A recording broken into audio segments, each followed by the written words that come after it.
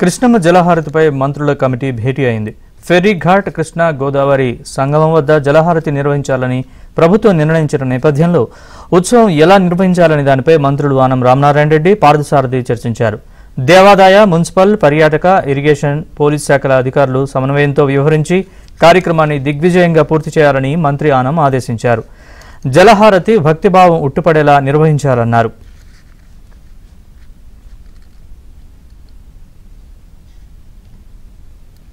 ఎలా నిర్వహించాలని దానిపై మంత్రులు ఆనం రామనారాయణ రెడ్డి, పార్థసారథి చర్చించారు. దేవాదాయ, మున్సిపల్, పర్యాటక, ఇరిగేషన్, పోలీస్ శాఖల అధికారులు సమన్వయంతో వ్యవహరించి కార్యక్రమాన్ని దిగ్విజయంగా పూర్తి చేయాలని మంత్రి ఆనం ఆదేశించారు.